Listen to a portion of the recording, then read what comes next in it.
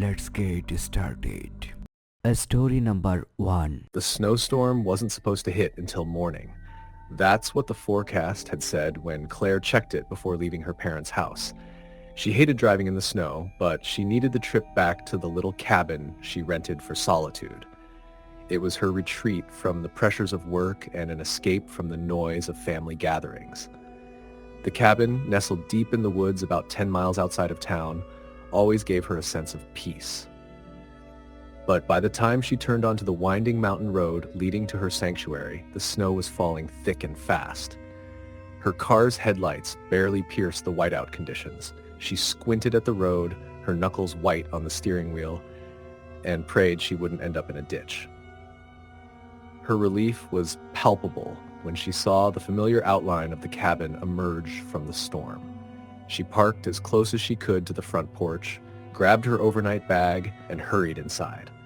The wind howled as she slammed the door shut behind her, shaking the little structure to its foundation. She locked the door and leaned against it, taking a deep breath. The cabin was just as she'd left it, cozy, clean, and welcoming. She flicked on the lights and lit the small wood stove to chase away the chill. Outside, the storm raged, but inside, she felt safe. After unpacking her things, she made herself a cup of tea and settled into the worn armchair by the fire, wrapping a blanket around her shoulders. The wind outside howled like a living thing, rattling the windows and making the trees groan. Claire shivered despite the warmth of the fire and tried to focus on her book. She loved the quiet of the cabin, but tonight the storm made it feel a little too quiet. She heard the first knock around 9 o'clock. It was faint, almost drowned out by the wind, but unmistakable. A single, deliberate knock at the front door. Claire froze, her heart skipping a beat. She listened, but the sound didn't come again. She tried to shake it off, telling herself it must have been a branch blown against the door by the wind. But then it came again, louder this time. 3 sharp knocks, each one sending a jolt of fear through her. "Hello?" she called out, her voice trembling. "Who's there?" There was no answer. Claire grabbed the flashlight she kept on the side table and approached the door. She peered through the peephole, but all she could see was darkness and swirling snow. Her breath fogged the glass as she strained to see anything beyond the porch. "Is someone out there?" She called again, louder this time. Still nothing. Her fingers hovered over the deadbolt, but she hesitated. Something didn't feel right. If someone needed help, why wouldn't they answer her? She decided not to open the door and instead returned to her chair, the blanket pulled tightly around her. The knocks didn't come again, but she couldn't shake the uneasy feeling that had settled over her. The storm intensified as the night wore on. The wind screamed through the trees and the snow piled higher against the cabin. Claire tried to focus on her book, but every creak and groan of the cabin set her on edge. She was just about to go to bed when she heard it again. The knocking. This time it was coming from the back door. Claire's stomach dropped. She hadn't heard anyone walk around the cabin, and the snow was so deep she would have heard footsteps crunching through it. Her pulse pounded in her ears as she slowly made her way to the back door. The flashlight beam trembled as she shone it toward the window. There were no footprints, no sign of anyone outside. But there, pressed against the glass, was a handprint. It was large, too large to be human, and the fingers were long and thin, ending in what looked like sharp points. Claire stumbled back, dropping the flashlight, and the room plunged into darkness. The wind outside howled louder, and she thought she heard something else, a faint whisper, barely audible over the storm. She scrambled to pick up the flashlight, her hands shaking so badly she could barely hold it steady. The handprint was gone. Claire backed away from the door, her chest heaving as panic set in. She locked every door and window in the cabin and grabbed the fire poker from the hearth. She tried calling her parents, but there was no signal. The storm had knocked out the cell tower. She was completely alone. The knocking stopped, but the whispers didn't. They grew louder, filling the cabin with a low, mournful wail. It sounded like multiple voices speaking at once, their words unintelligible but full of malice. Claire covered her ears, but the sound seemed to come from inside her head. Then the lights went out. The cabin was plunged into darkness, and Claire's breath came in short, panicked gasps. She fumbled for the flashlight, but when she turned it on, the beam flickered and died. The fire in the wood stove dimmed, casting long, flickering shadows across the walls. And that's when she saw it. A figure stood in the corner of the room, barely visible in the dim light. It was tall and thin, its body unnaturally elongated. Its face was obscured, shrouded in darkness, but she could feel its gaze on her. She couldn't move, couldn't breathe as it began to step closer. "Get out!"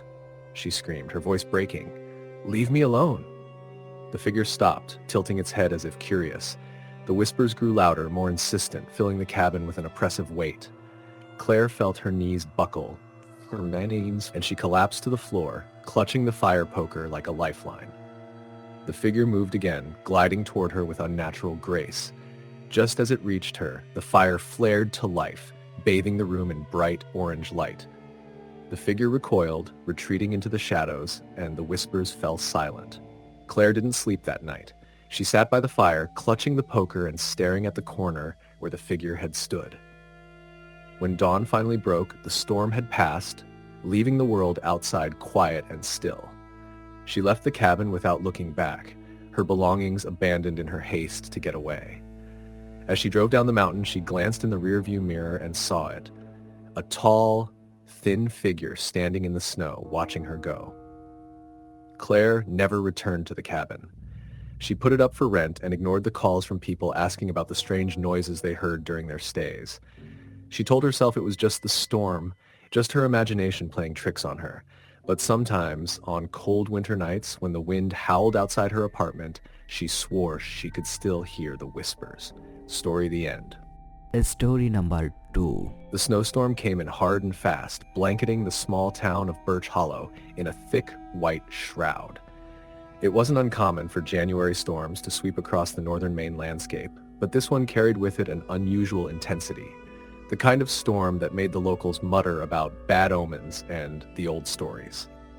For Jack and Lila Turner, the storm was inconvenient at best. The couple had rented a remote cabin for the weekend to escape the stress of city life. The idea was to unwind in the quiet solitude of nature, sipping cocoa by the fire and taking long, snowy walks. But by the time they arrived at the cabin on Friday afternoon, the weather was already turning, and by nightfall, the storm had engulfed the area. The cabin was small but well kept, nestled at the edge of a dense forest. A generator provided power, and a wood-burning stove kept the chill at bay. Jack and Lila were prepared for the storm, but as the wind howled outside and snow piled up against the windows, an unease began to settle over them. The kind of unease that wasn't caused by the weather alone. It started with the footsteps. They came just after midnight, faint but deliberate, crunching through the snow around the cabin. Jack had been half asleep on the couch when he heard them. He sat up, his heart pounding, and strained to listen. Lila was already asleep in the bedroom, and he didn't want to wake her unless it was necessary. The footsteps circled the cabin once, then stopped. Jack waited, his breath fogging in the chilly air. When nothing else happened, he convinced himself it was the sound of a tree branch shifting in the wind or an animal foraging for food. He stoked the fire and tried to go back to sleep. But the next morning, when Jack stepped outside to clear some of the snow from the front steps, he found a set of footprints leading away from the cabin. The tracks were fresh, crisp, and unmistakably human. They led into the forest and disappeared among the trees. "Jack, what is it?" Lila's voice startled him. She stood in the doorway, clutching her jacket tightly around her. "Footprints," Jack said, gesturing toward the trail. "Someone was out here last night." Lila frowned. "Who'd be out here in this weather? We're miles from the nearest house."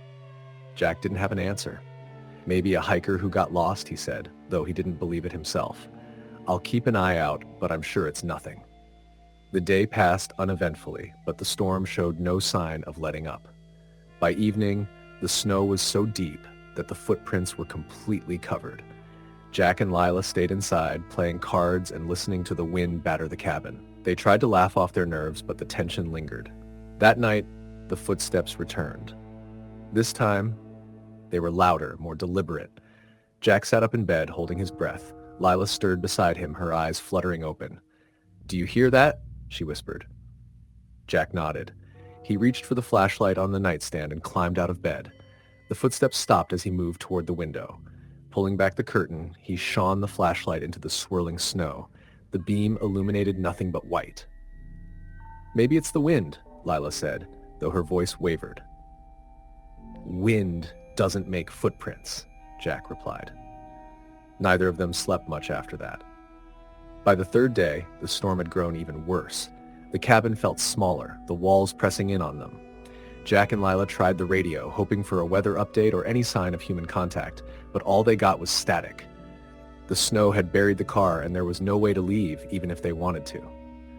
That afternoon, while Jack was chopping wood in the shed behind the cabin, Lila swore she saw someone standing at the edge of the forest.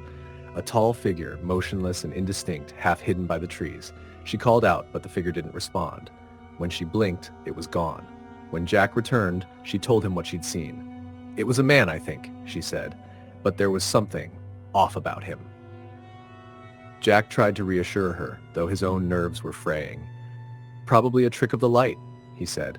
"This storm can mess with your eyes." But that night, the footsteps grew bolder. They didn't just circle the cabin. They came up onto the porch. The sound of boots on wood echoed through the small space, and the doorknob rattled as if someone were trying to get inside. Jack grabbed the fire poker and stood by the door, his heart hammering. Lila clutched a blanket around her shoulders, her eyes wide with fear. "Who's there?" Jack shouted. "We're armed." The rattling stopped. Silence fell, broken only by the wind. Jack waited, his knuckles white as he gripped the poker. After what felt like an eternity, he cracked the door open and shone the flashlight onto the porch. It was empty, but the footprints were there, leading away from the cabin once more. By now, Jack and Lila were on edge, every creak of the cabin setting their nerves alight. They tried to stay awake, but exhaustion eventually overcame them. When they woke the next morning, something was different. The front door was wide open, snow piled inside the threshold. The cabin's interior was deathly cold, and the fire had gone out. Jack bolted to the door and slammed it shut, his breath visible in the freezing air. "Lila, did you?" he began, but she was still in bed, shivering beneath the blankets. They spent the day barricading the door and windows, though they both knew it wouldn't help if someone, or something, truly wanted to get in.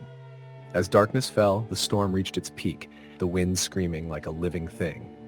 That night, the footsteps didn't stop at the door. They echoed inside the cabin. Lila sat bolt upright, clutching Jack's arm. "It's in here," she whispered. Jack grabbed the fire poker again, his hands shaking. "Stay here," he said, though the fear in his voice betrayed his words. He moved cautiously through the cabin, checking every room. The living room, the kitchen, the small bathroom, nothing. But the footsteps continued, slow and deliberate, moving just ahead of him.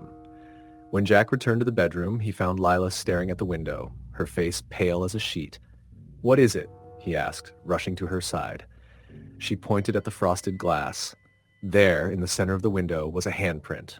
It wasn't hers, and it wasn't his. The print was too large, the fingers impossibly long. Jack and Lila didn't sleep at all that night. They huddled together in the corner of the bedroom, but clutching each other as the footsteps and whispers filled the cabin. When dawn finally broke, the noises stopped, and the storm began to ease. They decided they couldn't stay another night. Despite the snow, they dug out the car and managed to get it moving. As they drove away from the cabin, Jack glanced in the rearview mirror. He swore he saw the figure standing on the porch, watching them leave. When they reached town, they told their story to the locals, hoping for answers. An elderly man at the diner listened intently, his expression grim. "That cabin's been abandoned for years," he said. "No one's supposed to stay there. People who do." He trailed off, shaking his head. "They say the storm brings him, the man who never leaves." Jack and Lila never went back to Birch Hollow, but on cold, snowy nights, they sometimes waked to the sound of footsteps outside their window, faint but deliberate, crunching through the snow. Story, the end. Story number 3. The snowstorm had come out of nowhere. One moment, Emma was driving along the winding mountain road with the weak sunlight filtering through the evergreens. The next, a wall of white descended, blotting out the landscape and swallowing the road in a flurry of snowflakes. She cursed under her breath, gripping the steering wheel as her SUV crawled forward. The weather report hadn't said anything about a storm. Now, the thought of getting back to the city, seemed like a pipe dream. She needed to find shelter. The headlights cut through the storm, revealing a crooked wooden sign just off the road. Hollow Pines Lodge, 1 mile ahead. Emma sighed with relief. She hadn't seen another car for miles, and the idea of waiting out the storm in a warm lodge was much better than freezing to death in her car. The lodge came into view like something out of a snow globe. A 3-story building with a steep, snow-covered roof and windows glowing faintly yellow. It looked old but sturdy, and Emma could almost feel the warmth radiating from inside. She parked and grabbed her duffel bag, trudging through the knee-deep snow to the front door. Inside, the air was thick with the scent of burning wood and something faintly sweet like cinnamon. The lobby was rustic, with dark wood paneling, a massive stone fireplace, and antique furniture. An older man stood behind the front desk, his face lined with age and his eyes sharp. He smiled at her, though the gesture didn't reach his eyes. "Caught in the storm, I see," he said in a low, gravelly voice. "Yeah," Emma replied, brushing snow off her coat. "Do you have any rooms?" "Plenty," the man said, sliding a guest book across the counter. "Sign in and I'll get you set up." She hesitated, noticing that the book was nearly blank. Only 2 names were written in shaky handwriting, dated weeks apart. "Not a busy season, huh?" she joked, scribbling her name in the book. The man didn't respond. He handed her an old-fashioned brass key. "Room 207, top of the stairs, second door on the right. Dinner's at 6, don't wander too far." Emma frowned at the strange warning but thanked him and made her way upstairs. The room was cozy, if a little outdated. The bed was covered with a heavy quilt, and a small window overlooked the snowy forest. She unpacked, changed into dry clothes, and sank into the chair by the window. The storm was raging harder now, the wind howling like a living thing. At dinner, Emma found herself alone in the dimly lit dining room. A single plate of stew and bread waited at the center table, steaming invitingly. She wondered if there were other guests, or if the old man had made it just for her. As she ate, a flicker of movement caught her eye. She glanced toward the hallway and saw a figure, a woman in a long pale dress, gliding silently past. "Hello?" Emma called out, but the woman didn't stop. Curious, Emma followed, her footsteps muffled by the thick carpet. She rounded the corner and found herself in a dark hallway lined with closed doors. It was eerily quiet. The woman was gone. Back in her room, Emma couldn't shake the unease that had settled over her. She locked the door and climbed into bed, pulling the quilt tight around her.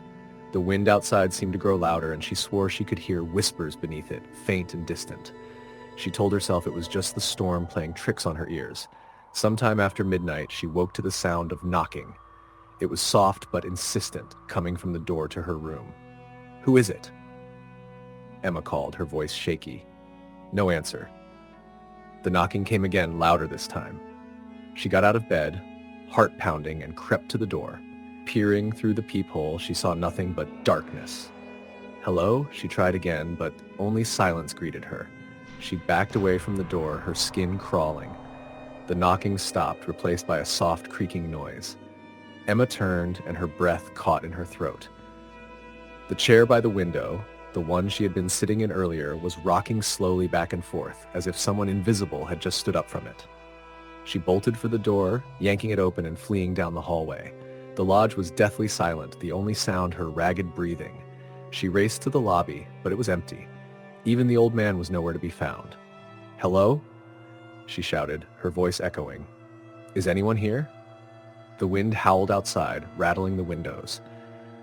Emma spun around, certain she'd heard footsteps behind her, but the room was empty.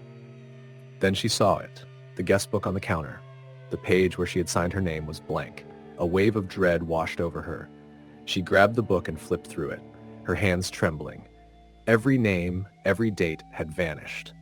The lodge groaned, the sound low and mournful, like a living thing in pain. Emma felt the temperature drop, the air growing so cold that her breath came out in visible puffs. A voice whispered in her ear, so close she could feel the chill of it. "You shouldn't have come." She screamed, dropping the book and running for the door. The storm outside was blinding, but anything was better than staying inside that cursed lodge. As she stumbled through the snow, she looked back over her shoulder. The lodge was gone. In its place stood a crumbling ruin, half buried in snow. The windows were shattered, the walls blackened with age. Emma's heart thundered in her chest. Had she imagined it all? The storm swallowed her, and she kept moving, desperate to find her car. But the road was gone, replaced by an endless expanse of white. And then she saw them. Shadows in the snow. Figures moving toward her, their shapes blurred and flickering like a bad signal. They surrounded her, their faces pale and hollow-eyed, their mouths opening in silent screams. Emma's own scream was lost to the storm as the shadows closed in.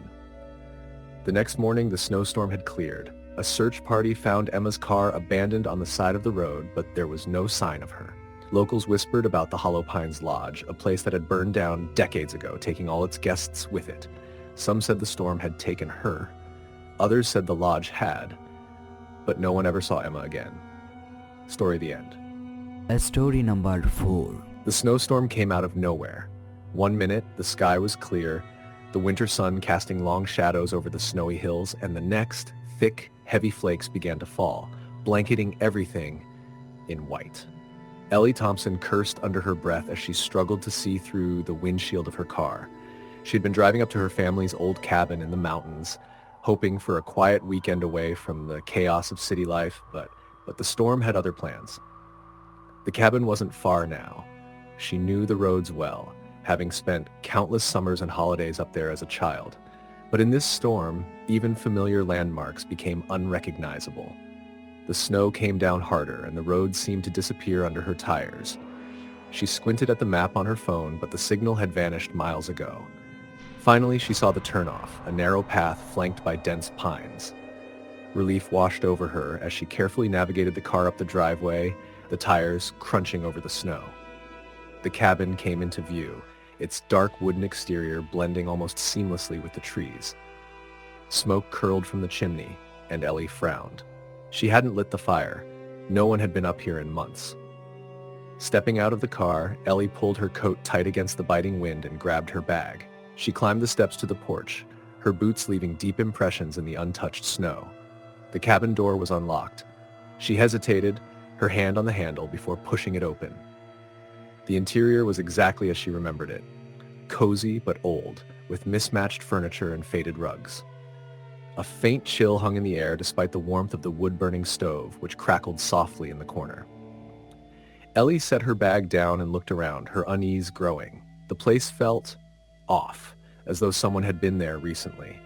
The layer of dust she expected was absent, and the air smelled faintly of pine hay, as if the fire had only just been lit. "Hello?" she called out, her voice echoing in the small space. No answer. She checked each room, her pulse quickening, but found nothing. Everything was as it should be, except for the fire. Trying to shake off her nerves, Ellie rationalized that her brother, Nate, might have come up here recently and forgotten to mention it. He had a key, after all. Still, she couldn't ignore the uneasy feeling that prickled at the back of her neck. By the time night fell, the storm had grown worse. The wind howled through the trees, rattling the windows and making the cabin groan. Ellie tried to distract herself by unpacking, cooking dinner, and scrolling through the few offline books she downloaded on her phone. But the sense of being watched wouldn't leave her. It started with the shadows. As she sat by the fire, reading, she noticed movement out of the corner of her eye. When she looked up, nothing was there. The first few times she chalked it up to her imagination, but as the hours wore on, the shadows seemed to grow bolder. They flitted across the walls just outside the reach of the firelight. She told herself it was the storm. The wind was making the trees sway and the flickering firelight was playing tricks on her. But when the knocking started, she couldn't ignore it. It was soft at first, a faint tap, tap, tap at the front door. Ellie froze, her book slipping from her hands. She stared at the door, her heart pounding. The knock came again, louder this time. "Who's there?" she called, her voice trembling. No answer. She grabbed a flashlight and crept to the door, peering through the peephole. Nothing. The porch was empty, the snow undisturbed. Swallowing hard, she opened the door a crack and shone the flashlight outside. The beam illuminated the swirling snow, the dark line of the trees, and nothing else. No footprints, no signs of anyone. Ellie shut the door quickly and locked it. She tried to convince herself it was just the wind, but the sound had been deliberate, too precise to be random. She stoked the fire and turned on every light in the cabin. but the feeling of being watched only grew stronger. The knocking came again, this time from the back door. Ellie's breath caught in her throat as she turned to look. The sound was louder now, more insistent, as though whoever or whatever was out there wanted her to know they weren't leaving. "Go away!" she shouted, her voice breaking. She grabbed a kitchen knife and edged toward the back door, her hands trembling. Through the small window in the door, she saw nothing but darkness. And then she saw the handprint. It appeared suddenly, pressed against the outside of the glass. The fingers were long and thin, the print fogging the glass as though the hand were ice cold. Ellie screamed and stumbled back, her heart racing. She blinked, and the handprint was gone. Panicking, she called her brother, but the call wouldn't go through. She tried again and again, but the storm had knocked out all cell service. She was completely alone. The knocking stopped, but the cabin didn't feel safe anymore. The shadows on the walls seemed to grow darker, deeper, and the air grew colder despite the roaring fire. Ellie wrapped herself in a blanket and sat in the corner of the room, clutching the knife and waiting for morning. But the night had other plans. As the hours dragged on, Ellie heard faint whispers, barely audible over the wind. At first, she thought it was her imagination, but the voices grew louder, filling the cabin with a low, mournful wail. They seemed to come from everywhere and nowhere at once, echoing through the walls. "Who are you?" Ellie cried, tears streaming down her face. "What do you want?" The whispers didn't answer. Instead, the shadows began to move again, shifting across the walls and ceiling. One by one, the lights in the cabin flickered and went out, plunging the room into darkness. Ellie scrambled for her flashlight, her hands shaking so badly she could barely hold it. The beam of light cut through the darkness, but it did little to calm her. The shadows were everywhere now, swirling and writhing like living things. The whispers rose to a deafening roar, and Ellie felt the air around her grow heavy, suffocating. And then, just as suddenly as it had begun, everything stopped. The shadows vanished, the whispers fell silent, and the wind outside died down. Ellie sat in the corner, shaking, as dawn's first light crept through the windows. When the storm finally cleared, Ellie didn't waste a second. She grabbed her bag, threw it into the car, and sped down the mountain, not daring to look back at the cabin. She never returned. The next time her brother asked about the cabin, she lied and said she'd sold it. But sometimes on quiet winter nights, she dreams of the shadows and the whispers. And in the morning, she wakes with the faintest memory of a handprint pressed against her bedroom window. Story. The end. Story number 5. The snowstorm had been forecasted days in advance, but no one had anticipated its ferocity. It came faster and stronger than expected, sweeping through the small mountain town of Cedar Hollow like a tidal wave of white. Maggie Grayson had been caught off guard, as most people were, but her predicament was far worse than anyone else's. She'd been driving back from her late shift at the diner in a neighboring town, her old sedan struggling against the icy roads and gusting winds. Her shortcut through Hollow Ridge Forest, a stretch of road known for its isolation, turned out to be a mistake. The snow quickly became too heavy to navigate. Visibility dropped to nothing, and her car sputtered to a stop after hitting a patch of ice. She sat there for a moment, gripping the steering wheel, heart racing. Outside, the wind howled like a living thing, slamming against the car and rocking it slightly. She tried to restart the engine, but it gave nothing but a weak cough before falling silent. "Great," she muttered, slamming her palms against the wheel. Her phone had no signal. Of course it didn't. This part of the forest was a dead zone, even on clear days. The nearest house was miles away, and she hadn't passed another car for at least an hour. Then she saw it, faint in the distance, a light flickering through the swirling snow. At first, she thought she might be hallucinating. It was a dim yellow glow, like an old lantern swinging in the wind. Maggie squinted, trying to make out its source, but the snow obscured everything. She grabbed her coat, gloves, and a flashlight from the back seat. Staying in the car wasn't an option. She'd freeze to death. The light was her only chance. As soon as she stepped out, the cold hit her like a physical blow. The wind whipped her hair into her face, and the snow stung her skin. She struggled forward, keeping her eyes on the distant glow. Her boots crunched against the snow, the sound muffled by the storm. The light didn't seem to get any closer, no matter how far she walked. It danced and bobbed, always just out of reach, like it was leading her somewhere. After what felt like an eternity, Maggie stumbled into a clearing. There, standing tall and dark against the storm, was an old, abandoned cabin. It looked ancient, its wooden walls weathered and warped by years of exposure. The windows were dark, but the light she'd followed glowed faintly from somewhere behind the building. Maggie hesitated. Every instinct screamed at her to turn around, to go back to her car, but she knew she wouldn't survive the night out there. The door creaked open when she pushed on it, the sound echoing unnaturally loud in the silence that seemed to swallow her the moment she stepped inside. The wind and snow died the instant the door shut behind her, leaving her in an oppressive, almost suffocating stillness. The cabin smelled of damp wood and something faintly metallic. Her flashlight beam swept across the room, revealing sparse furnishings, a table with 2 rickety chairs, a stone fireplace filled with ash, and a staircase leading to a loft. "Hello?" she called out, her voice trembling. No answer. She approached the fireplace, hoping to find wood or something to start a fire, but her flashlight caught something else instead. There, on the table, was a lantern, the same dim, flickering light she had followed. It wasn't possible. She'd seen it moving outside, hadn't she? Her heart thudded painfully in her chest. She reached out to touch the lantern, but a sudden creak from the loft above made her freeze. Someone was up there. "Hello?" she called again, more softly this time. The creaking stopped. Maggie's breath came in shallow gasps as she slowly backed away from the table. The lantern's light flickered violently, casting strange, twisting shadows on the walls. And then she heard it. A faint, whispering voice, coming from above. She couldn't make out the words, but the tone was low and urgent, as though whoever or whatever was speaking was desperate to be heard. Her flashlight flickered, and for a moment the beam illuminated something at the top of the stairs. A figure. It was barely more than a shadow, tall and thin, with long, spindly arms that seemed too long for its body. Its head tilted unnaturally to one side, as though it were studying her. The flashlight died. Maggie screamed, scrambling backward until she hit the wall. She fumbled with the light, smacking it against her palm, and when it finally came back on, the figure was gone. Her eyes darted around the cabin, but there was no sign of movement. The lantern on the table had gone out, plunging the room into an even deeper darkness.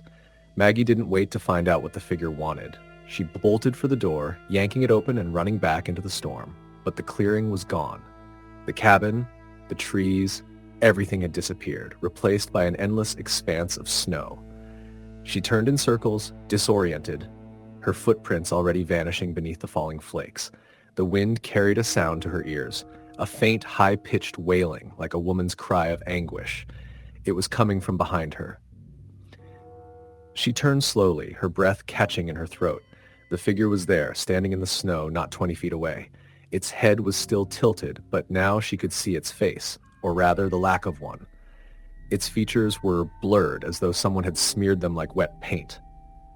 The wailing grew louder, piercing her ears, making her head throb. Maggie stumbled backward, her legs threatening to give out beneath her, and then it lunged. The world became a blur of white and shadow. She ran blindly, her only thought to get away, but the storm swallowed her. The snow felt like claws, pulling at her coat and dragging her down. She tripped, falling face first into the snow. When she rolled onto her back, the figure loomed over her, its faceless head blocking out the sky. The last thing she heard was the wailing, rising to an unbearable crescendo before everything went black. When the storm finally cleared the next morning, search teams found Maggie's car but no trace of her. The only clue was a single set of footprints leading away from the vehicle, which disappeared abruptly in the middle of the forest. Locals whispered about the Hollow Ridge cabin, a place said to be cursed after its inhabitants vanished during a snowstorm decades ago. Some said Maggie had fallen victim to the same fate, lured by the lantern's light. Others claimed the storm had claimed her. But whatever the truth, she was never seen again. Story the end. Story number 6. The snowstorm hit unexpectedly, as most storms do in the mountains. Mark and his wife Anna had planned a quiet weekend getaway at the small cabin they had rented in the foothills, far away from the noise of the city. They were used to the isolation of the cabin, which had no internet, limited cell phone service, and a single wood stove for heat. It was supposed to be a peaceful break, a chance to relax. They had arrived earlier that evening, and by the time night fell, the storm was already starting. The wind howled and snowflakes danced in the cold night air.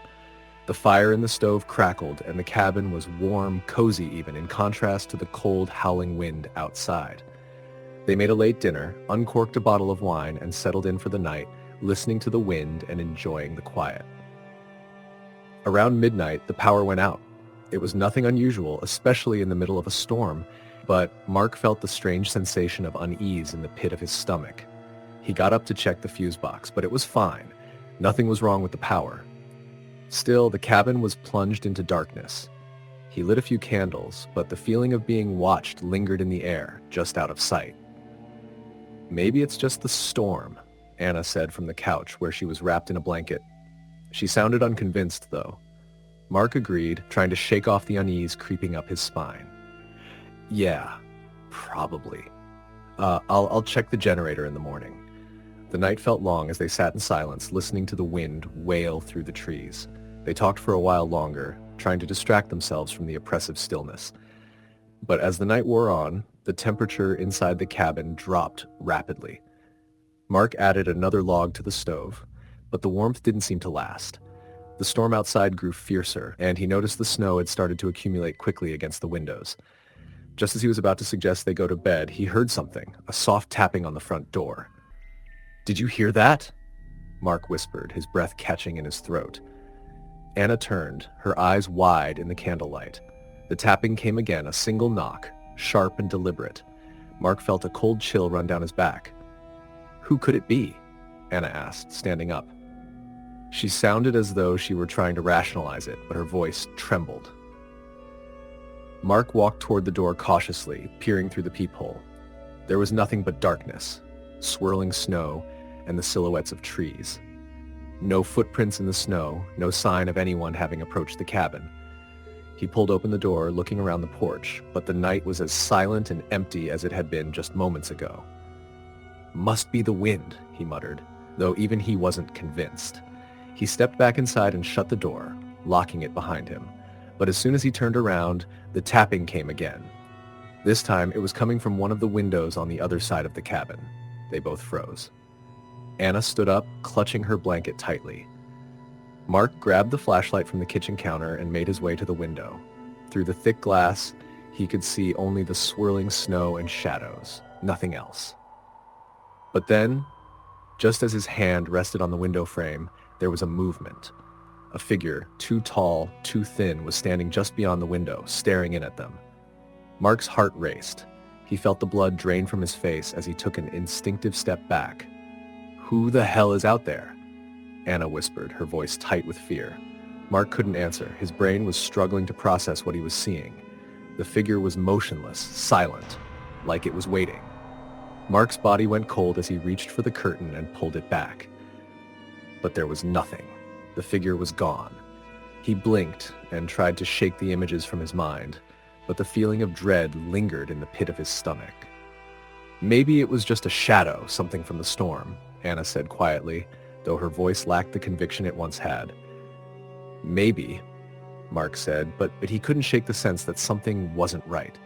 They both went silent for a long moment, listening to the snowstorm rage outside.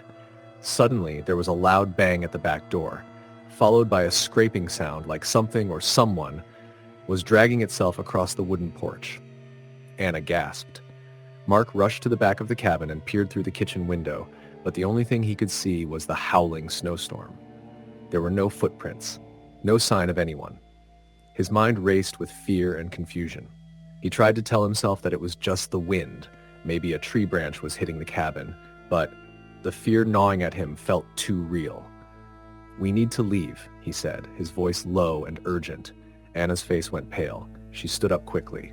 "Mark, stop it. You're just scaring yourself. It's a snowstorm. There's no one out there." But Mark could hear the uncertainty in her voice. Before he could respond, the back door rattled violently, as though someone or something was trying to force it open. Okay, Anna said quickly, her voice shaking. We'll call the ranger station in the morning, but right now we need to stay inside. We're safe in here.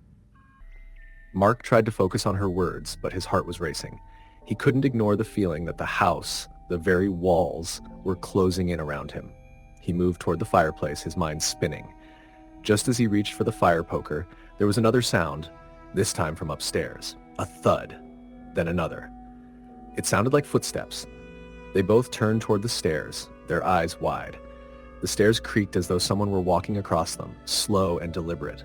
But there was no one there. "Who the hell is upstairs?" Mark whispered, his voice tight with fear. "I don't know," Anna replied, her voice shaky. "But we need to get out of here. We need to leave now." They turned toward the door, but just as they reached it, the sound of dragging came again, this time from the hallway behind them. The temperature in the cabin dropped dramatically, the air turning sharp and frigid. "Please, please, don't," Anna begged, her voice trembling as she looked toward the hallway, paralyzed by fear. Suddenly, the sound stopped. Everything went eerily quiet. Mark and Anna stood frozen in place, their breaths coming in shallow gasps. And then, in the silence, they heard it, a low, raspy whisper, drifting toward them from the hallway. "Leave now," or "Stay forever." It was the voice of a man, distorted and hollow, like it was coming from far away. Mark's stomach twisted in fear as he turned to Anna. "We're not staying here," he said firmly, his voice breaking. Without another word, they rushed out the door into the storm, struggling against the wind and the cold. They didn't stop until they were miles away, driving through the blizzard, the haunting voice still echoing in Mark's mind. The ranger station confirmed that the cabin had been abandoned for years. No one lived there now. But Mark and Anna never returned to that cabin. Story the end. Story number 7. It was supposed to be an easy drive. I was only a few miles away from my hometown, having spent the day with my sister at her cabin in the woods. The snowstorm had come on quickly, but it was only a few flurries at first. I figured I could make it back before it got any worse. I didn't expect the storm to grow so intense so fast. The visibility was the first thing to go, and I found myself squinting through my windshield as the snow started falling in sheets. I tried to call my mom to let her know I'd be late, but there was no signal. My phone had dropped its bars about a mile ago, and the landscape around me was getting increasingly bleak. It was a remote stretch of road, and I had no idea what I'd do if I got stuck out here. I looked at the clock, 9:45 p.m., and realized how foolish it was to be driving through this storm at all. The roads weren't even plowed yet, so I had to slow way down. My car tires crunched over the icy patches as I drove, my headlights barely cutting through the thick snow. After a while, I started to feel uneasy, the quiet of the storm creeping into my bones. It was just me, my car, and the road ahead. It happened so suddenly. I saw the figure standing on the side of the road out of the corner of my eye. At first, I thought it was just a trick of the light, a snowdrift or maybe a tree, but as I got closer, I realized it was a person. I slammed on my brakes, my heart racing as I veered toward the shoulder. The figure was a woman, dressed in a long white coat. Her head was down, her face hidden beneath the hood. She wasn't moving. I looked at her in disbelief. What in the world was someone doing out here in the storm? I hesitated. My first instinct was to keep driving, but something about her stillness unsettled me. I slowly rolled down my window, the freezing wind blasting against my face. "Are you all right?" I called out, unsure of what else to say. There was no answer. I leaned a little farther out the window, trying to get a better look at her. Her back was stiff, like she wasn't breathing or like she was waiting for something. I shivered. Maybe she was just lost, or maybe she was waiting for help. Either way, I couldn't just leave her here. "Do you need a ride?" I shouted. This time, she moved. Her head slowly turned toward me and my blood ran cold. I had expected to see a face, but instead there was only darkness beneath her hood. A shadow, where her eyes should have been. No features, no expression, just a void. I felt the panic rise in my chest. My hands trembled as I threw the car into reverse and sped backward, my tires spinning on the slick road. I didn't even check to see if she was following me. I just floored the accelerator and drove as fast as I could, hoping to escape whatever that was. The storm was closing in, and I had no sense of direction. I'd passed a couple of familiar landmarks on my way out of town, but now everything looked the same, the world reduced to a swirl of white. The roads became treacherous, icy and unforgiving. After what felt like forever, I saw something in my rearview mirror. A shape, keeping pace with my car. I squinted through the windshield, trying to make it out. There she was, the woman. She was following me. But she wasn't walking. No, she was moving in a way that didn't make sense, floating as if the snow itself was parting for her. Her form flickered in and out of view, like she was something between this world and the next. My hands gripped the steering wheel so hard my knuckles were white. I pushed the accelerator harder, but it didn't matter. Every time I glanced in the mirror, she was still there, moving just as fast as I was. I tried not to look again, but I couldn't help it. She was getting closer. Her shape stretched out, moving faster as if she were almost on top of my car. I turned off the road without thinking, desperate to lose her. The tires squealed as I veered into a wooded area. The trees were bare, the limbs bending under the weight of the snow, and the car fishtailed on the ice as I tried to maintain control. I didn't care where I was going anymore. I just needed to get away from that thing. But the road seemed to narrow, and I realized, too late, that I had driven off the main path. The tires slid off the edge, and before I could do anything, my car lurched and came to a sudden stop, half buried in the snowbank. I cursed under my breath. I tried to start the engine again, but it sputtered and died. I was stuck. I looked around the car in a panic, my breath coming in sharp gasps. The storm raged around me. The snow was blinding, and I couldn't see more than a few feet ahead. I could barely hear anything over the howling wind. I opened the door cautiously and stepped out, only to immediately stumble and sink into the deep snow. I cursed again, shivering violently. My legs were frozen, and the cold bit into me. I pulled my coat tighter around myself and tried to clear the snow from my boots. But then I heard something, a whisper, barely audible over the storm, but it was there, like a breath against my ear. "You shouldn't have come back." I whipped around, my heart pounding. Nothing. No one was there, just the storm. And then I saw it, a figure emerging from the white moving toward me. It was her again, floating out of the snow, her body stretched unnaturally long as if it didn't quite belong in this world. My throat went dry. I stumbled back, slipping in the snow, my heart pounding in my chest. She was right in front of me now. I could see her clearly, her pale face, her empty eyes staring into mine. She reached toward me, her hand almost touching my face, and I felt an overwhelming sense of cold, like death itself had gripped me. I couldn't breathe. I couldn't move. And then in the next instant, she was gone. I blinked, and she vanished, leaving me standing there in the snow, alone. The storm continued to howl around me, but I no longer heard her whisper. I stumbled back toward my car, my legs weak, and with trembling hands, I managed to start the engine. I didn't look back. I didn't even think about it. I just drove, heading straight for the nearest town, not caring about the snow or the storm. When I finally arrived, I pulled into a small gas station and ran inside, my breath ragged. The clerk behind the counter looked at me in surprise, but I couldn't explain what had happened. I didn't have the words. "You okay?" he asked, noticing my pale face. I nodded, though I wasn't sure if I was.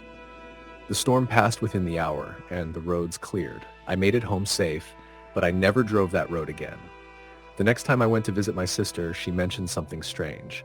"You ever hear about the woman on Old Pine Road?" she asked casually. I froze. "Why?" I asked, my voice hoarse. "They say she appears to people who get lost out here in the storm. But she doesn't help them, she just leads them off the road. Some say she's trying to get them to join her." I didn't say anything. I didn't need to. Story the end. Story number 8. The snowstorm started earlier than anyone had predicted. By the time Claire finished her shift at the hospital, the roads were barely navigable.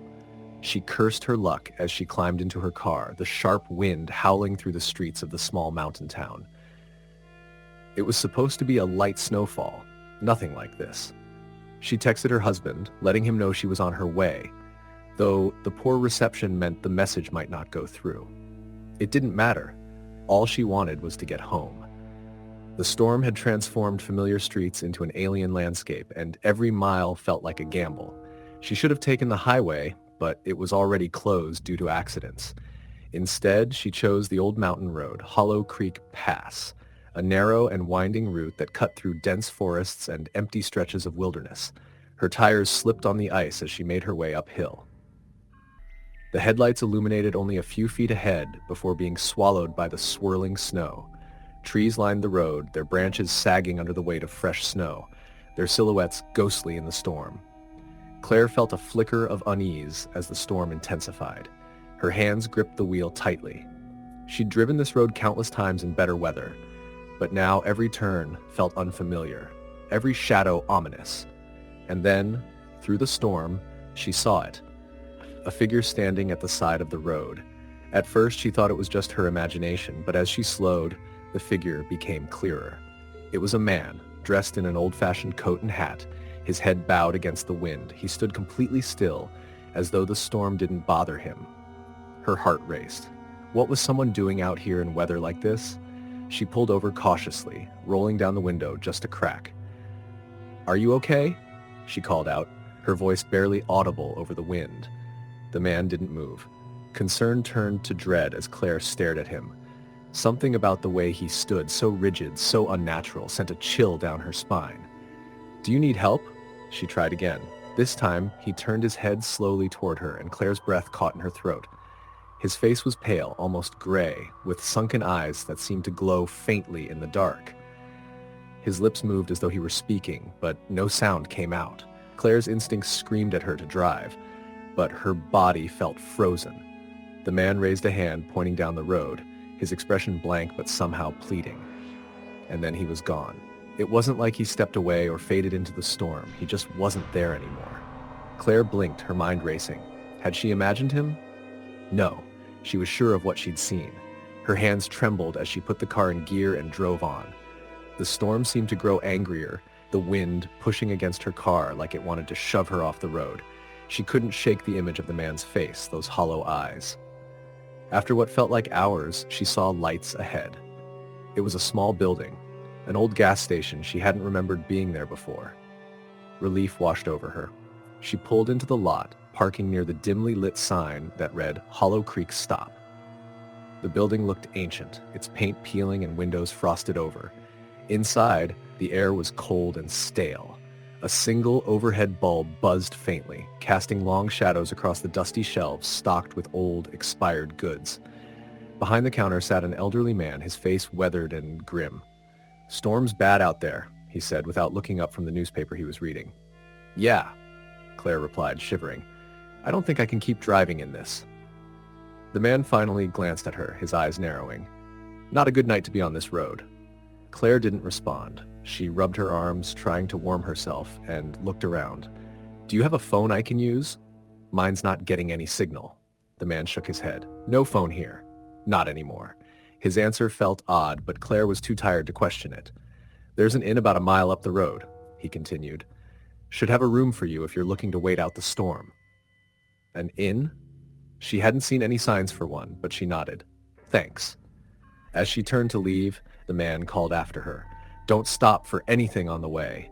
His words sent a shiver down her spine, but she didn't ask what he meant. The road to the inn was barely visible, the storm erasing any sense of direction. Claire squinted, searching for signs of the building, when she saw it, a faint light in the distance. It wasn't much, but it was enough to guide her.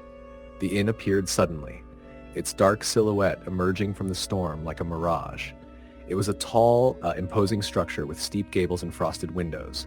A wooden sign hung crookedly above the door, Hollow Creek Inn. Claire parked and hurried inside, grateful to escape the biting wind. The lobby was eerily quiet. The decor was old-fashioned, dark wood paneling, faded rugs, and a large stone fireplace that gave off no heat. A woman stood behind the counter, her smile polite but strained. "Welcome," she said in a soft voice. "You'll be staying the night?" "Yes," Claire replied, feeling an odd sense of unease. The woman handed her a key without asking for payment. "Room 3, upstairs." Claire hesitated but took the key. She climbed the creaking staircase, the air growing colder with every step. Room 3 was small and sparsely furnished, with a single bed and a chair by the window. Outside, the storm raged on, the wind howling like a distant scream. She tried to sleep, but something felt wrong. The room was too quiet, the kind of silence that felt unnatural. And then she heard it, a faint tapping at the window. Claire sat up, her heart pounding. She told herself it was just the wind, but the tapping continued, rhythmic and deliberate. Slowly, she got out of bed and approached the window. The frost made it hard to see, but there was something out there. No, someone. The man from the road. His face was inches from the glass, his hollow eyes staring directly at her. Claire stumbled back with a scream, but when she looked again, he was gone. The tapping stopped, replaced by a low whisper that seemed to come from everywhere at once. "Leave," the voice said. Claire didn't need to be told twice. She grabbed her coat and ran downstairs, her footsteps echoing in the empty inn. The woman at the desk was gone, and the fireplace was filled with cold ash. She burst outside, the storm hitting her like a wall. The road was barely visible, but she didn't care. She just needed to get away. As she drove, the storm began to fade, and for the first time, she felt like she might actually make it home. But then she saw it, the gas station she'd stopped at earlier. Her heart sank. It was boarded up, its windows shattered and roof caved in. Snow covered the old sign, and the lot was empty. Claire didn't stop. She kept driving until she reached the main highway, her knuckles white on the steering wheel. When she finally got home, her husband was waiting for her, his face pale with worry. "The storm passed hours ago," he said. "Where were you?" Claire didn't know how to answer. She never took Hollow Creek Pass again. Story the end. Story number 9. The snowstorm came suddenly, without warning, sweeping across the valley like a living, breathing thing. One moment, the air was crisp and still.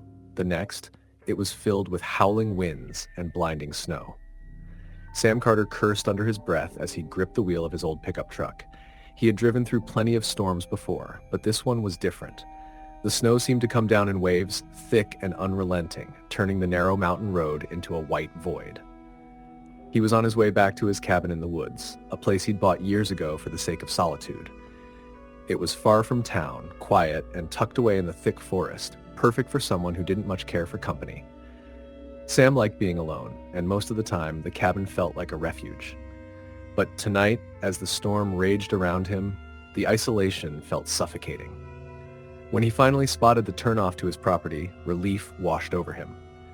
He eased the truck onto the narrow dirt road that led to the cabin, the tires struggling to find traction on the slick surface. After what felt like an eternity, the faint outline of the cabin appeared through the snow. The porch light glowed faintly, a beacon in the storm. Sam parked the truck, grabbed his bag, and trudged through the knee-deep snow toward the cabin. Inside, the air was cold and stale. He set his bag down, lit the wood stove, and stood by it, rubbing his hands together as the heat began to fill the room. The cabin was small, just one large room with a bed in the corner, a kitchenette, and a table with 2 chairs. It wasn't fancy, but it was home. The wind outside was relentless, rattling the windows and shaking the walls. Sam made himself a cup of instant coffee and sat by the fire, listening to the storm. He tried to convince himself that it was just another winter night, but something about the storm gnawed at him, an unease he couldn't shake. The first knock came just after midnight. It was faint, almost drowned out by the wind, but Sam heard it. A single, deliberate knock at the door. He froze, his mug halfway to his lips, and listened. A few moments passed, and it came again. 2 quick knocks, louder this time. Sam set the mug down and grabbed the shotgun he kept by the door. He wasn't expecting anyone, and no one in their right mind would be out in this storm. He approached the door cautiously, the floorboards creaking under his boots. The knocking came again, insistent now. "Who's there?" he called out, his voice steady but tense. No answer. Sam hesitated, then opened the door a crack, just enough to see outside. The porch was empty. Snow whipped through the air, stinging his face, and the only sound was the howling wind. He stepped out onto the porch, shining his flashlight into the darkness. The beam illuminated nothing but swirling snow and the outline of the trees beyond. There were no footprints, no sign that anyone had been there. He closed the door and locked it, his heart pounding. It had to be the wind, he told himself, some strange quirk of the storm. But deep down, he didn't believe it. Sam tried to go back to sleep, but he couldn't shake the feeling that he was being watched. Every creak of the cabin, every gust of wind set his nerves on edge. He lay on the bed staring at the ceiling until the second knock came. This time it was louder, more deliberate. 3 sharp knocks, each one echoing through the cabin like a gunshot. Sam sat up, gripping the shotgun tightly. The knocking didn't stop. Whoever or whatever was outside wanted him to know they were there. He swung his legs over the side of the bed and stood, the floorboards groaning under his weight. The knocking continued, steady and unyielding. He moved to the door and peered through the peephole, his breath catching in his throat. A figure stood on the porch, barely visible through the frosted glass. It was tall and thin, its features obscured by the swirling snow. Sam couldn't make out any details, just the faint outline of a person standing motionless in the storm. "Who are you?" Sam shouted, his voice trembling. "What do you want?" The figure didn't respond. It just stood there, unmoving, as the knocking continued. Sam's instincts screamed at him not to open the door, but he couldn't just sit there and do nothing. He unlocked the door and yanked it open, raising the shotgun. "Get out of here!" he shouted, his voice cutting through the storm. But the porch was empty. The figure was gone, and the snow on the porch was undisturbed. No footprints, no sign that anyone had been there at all. Sam stepped outside, the cold biting through his jacket, and shone his flashlight around the property. The beams swept over the trees and the snow-covered ground, revealing nothing but emptiness. He went back inside and locked the door, his hands shaking.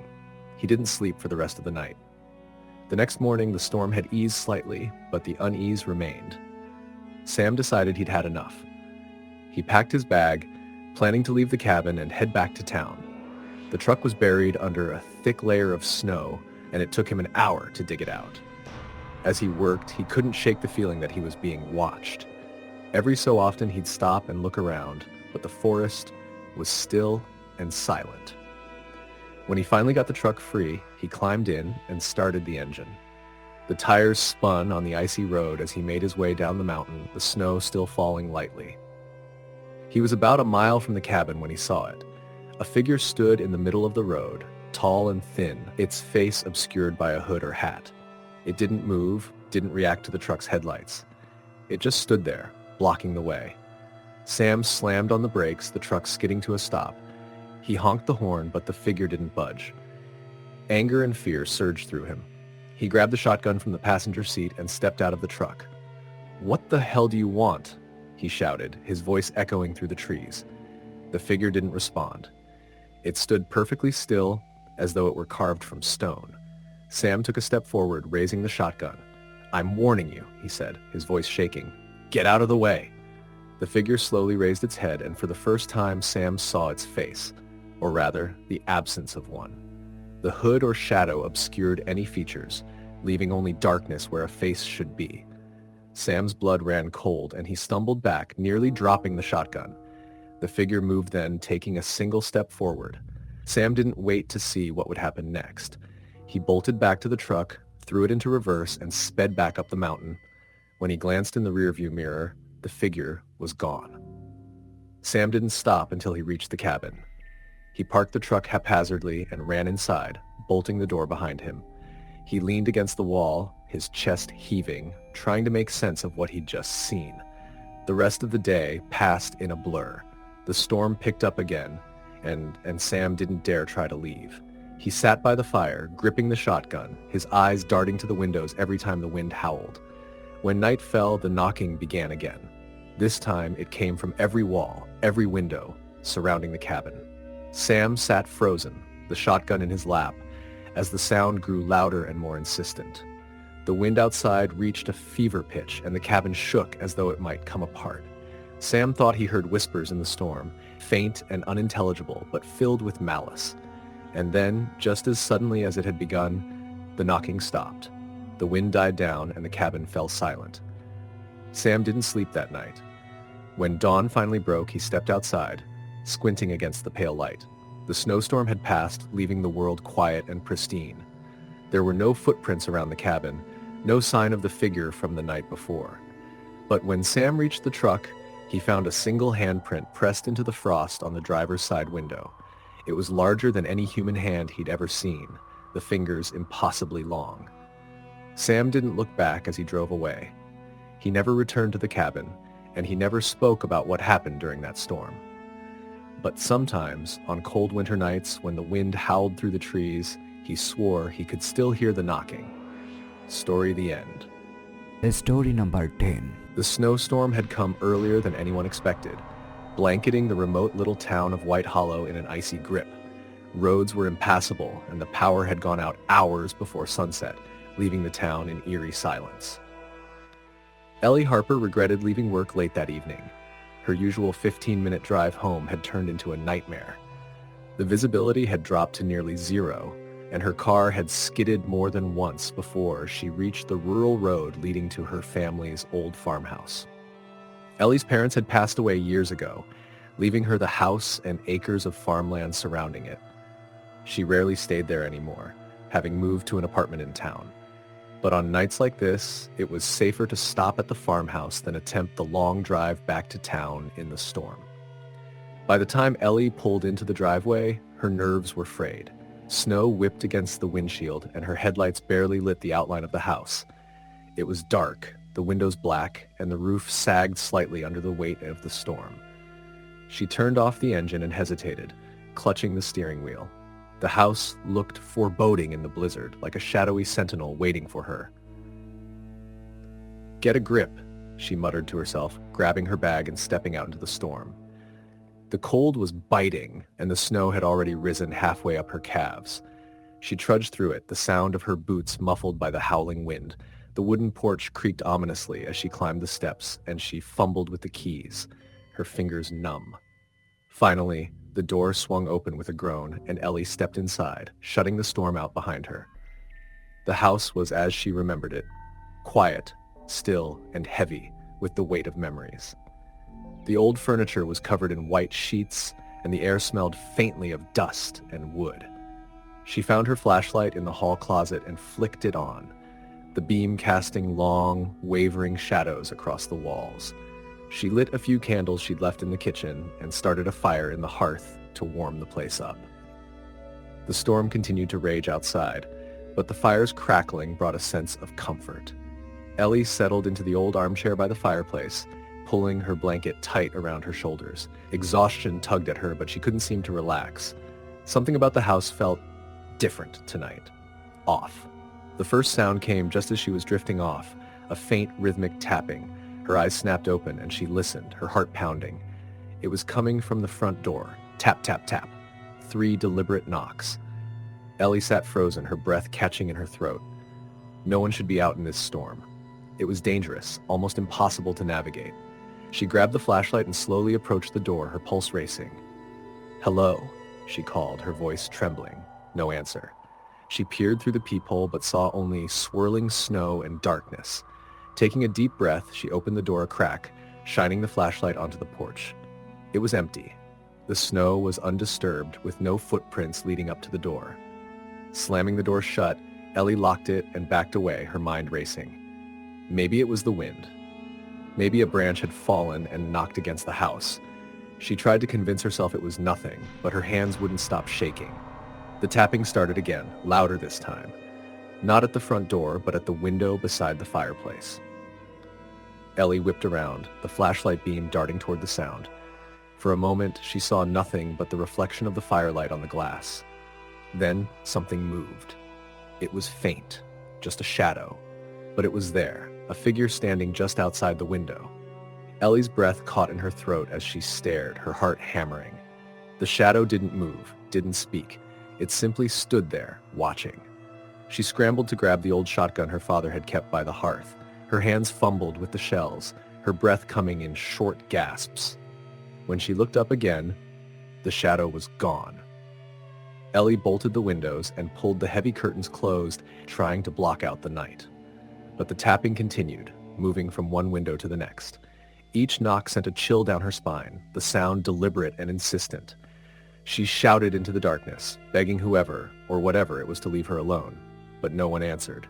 The storm seemed to grow louder, the wind howling like a living thing.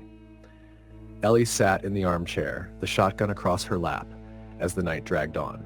The tapping stopped, but the sense of being watched didn't. She felt it, the weight of unseen eyes on her, the oppressive presence of something she couldn't name. Around midnight, the whispers started. Faint at first, like the rustle of leaves, but they grew louder, filling the room with their eerie cadence. The voices overlapped, speaking in a language Ellie didn't understand. They came from everywhere and nowhere, echoing off the walls. "Stop it," she screamed, covering her ears. "Leave me alone." The whispers stopped, and for a moment the house was silent. Then she heard it, a low, guttural growl that seemed to come from the very walls. The air grew cold, the fire in the hearth sputtering and dying out. Ellie's breath misted in front of her as she clutched the shotgun tighter. The growling grew louder, and the shadows in the room seemed to move, creeping closer. Ellie's flashlight flickered and went out, plunging the room into darkness. She tried to relight the fire, her hands trembling, but the matches wouldn't catch. And then she saw it. A figure stood in the corner of the room, tall and impossibly thin, its eyes glowing faintly in the dark. Its face was a blur, shifting and indistinct, but its presence was undeniable. Ellie froze, unable to move or scream, as the figure stepped closer. "You don't belong here," it rasped, its voice a low, inhuman growl. Ellie stumbled backward, her heart racing. "What do you want?" she whispered. The figure didn't answer. Instead, it raised a long, skeletal hand and pointed toward the front door. The whispers returned, louder and more insistent, urging her to leave. Without thinking, Ellie grabbed her keys and bolted for the door. She didn't stop to grab her bag or her coat. She threw open the door and ran into the storm, the cold biting at her skin and the snow blinding her. She didn't stop running until she reached her car.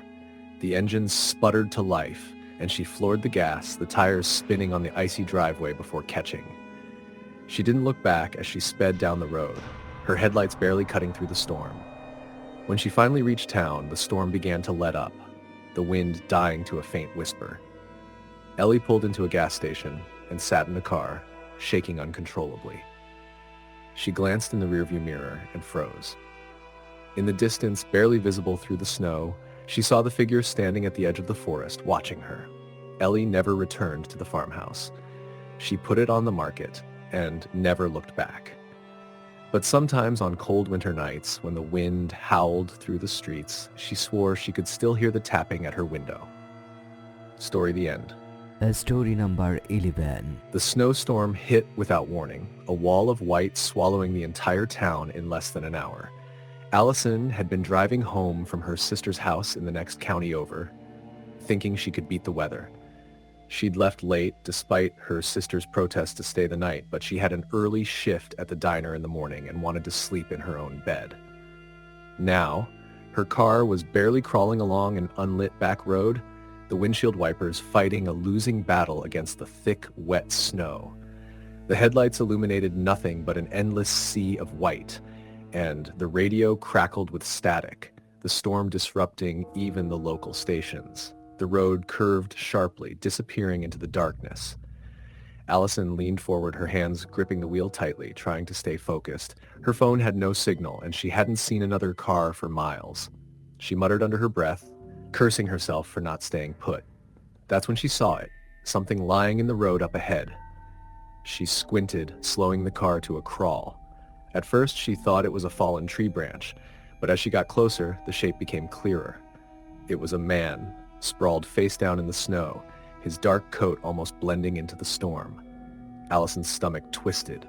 She pulled over and grabbed her flashlight from the glove compartment. For a moment, she hesitated, staring at the motionless figure. The storm howled around her car, and her gut screamed at her to stay inside, to keep driving, but she couldn't just leave him. Bundling herself in her coat, she stepped out into the storm. The cold hit her like a slap, the wind whipping her hair into her face. She trudged through the snow toward the figure, her boots crunching loudly. "Hey," she shouted over the wind. "Are you okay?" The man didn't move. She reached him and crouched down, shining the flashlight on his face. His skin was pale, almost gray, and his eyes were closed. He wasn't wearing gloves, and his hands were curled into fists, fingers white and frozen looking. "Sir?" she said, shaking his shoulder gently. His eyes snapped open. Allison gasped, stumbling back. His eyes were dark, almost black, and he stared at her with an intensity that made her skin crawl. He sat up slowly, his movements stiff and unnatural, like a puppet being pulled by strings. "You shouldn't be out here," he said, his voice low and raspy. "What? Are you hurt?" Allison stammered, her heart pounding. The man ignored her question, his gaze shifting past her to the road. "It's coming," he muttered. "You need to leave." "What's coming?" she asked, but the man didn't answer. He stood shakily, his joints cracking with the movement. Allison took a step back, suddenly uneasy. "Do you need a ride? I can take you to—" "No," he said sharply, his eyes snapping back to hers. "Don't stop again, no matter what you see." Before she could respond, he turned and walked into the woods, disappearing into the swirling snow. "Wait," she called after him, but he was gone. Allison stood there for a moment, the storm pressing down on her before she hurried back to her car. Her hands shook as she gripped the wheel, her breath fogging up the windshield.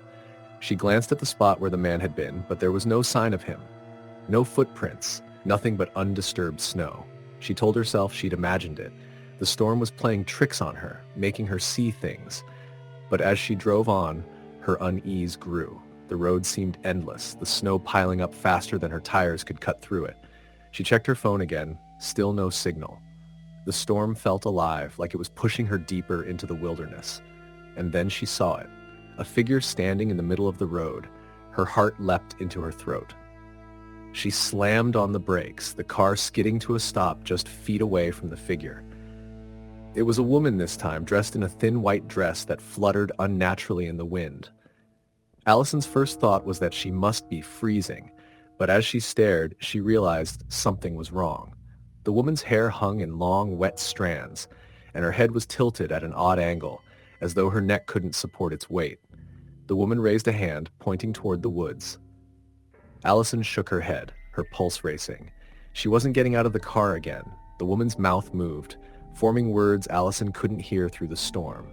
And then, just like the man, she vanished, dissolving into the snow as though she had never been there. Allison's breath came in shallow gasps. She gripped the wheel tightly, her knuckles white. She wanted to turn around, but the road was too narrow, the snow too deep. She drove on, her eyes darting to the trees lining the road. Shadows seemed to move just out of sight, flickering between the branches. The storm pressed against her car, the wind howling like a voice, whispering words she couldn't understand. Her headlights caught another shape in the road up ahead. A building.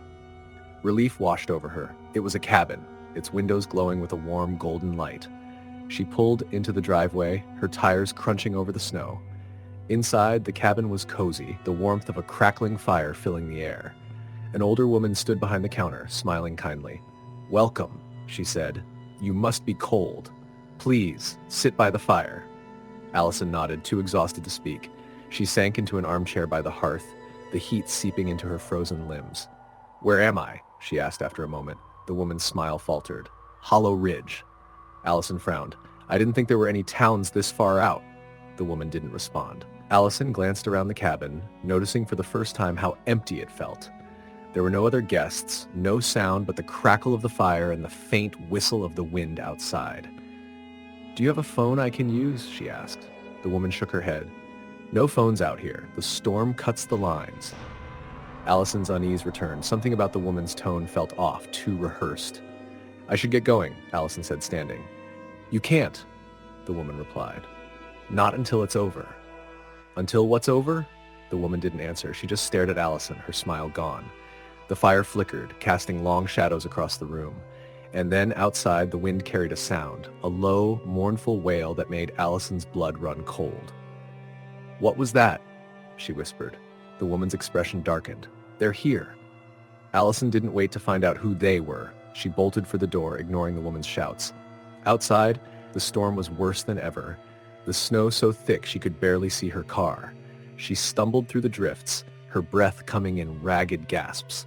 When she reached the car, she threw herself inside, locking the doors. Her hands fumbled with the keys and the engine roared to life. As she reversed down the driveway, her headlights caught something moving in the trees. Shadows, tall and thin, gliding between the trunks. Allison didn't look back. She floored the gas, the tires skidding on the icy road as she raced away from the cabin. The storm began to ease as she reached the outskirts of town. When she pulled into her driveway, the wind had died completely, leaving an eerie silence in its wake. Inside, she collapsed onto the couch, her body trembling with exhaustion and fear. She never told anyone what had happened that night, but she avoided Hollow Ridge and its snow-covered roads for the rest of her life. Story the end.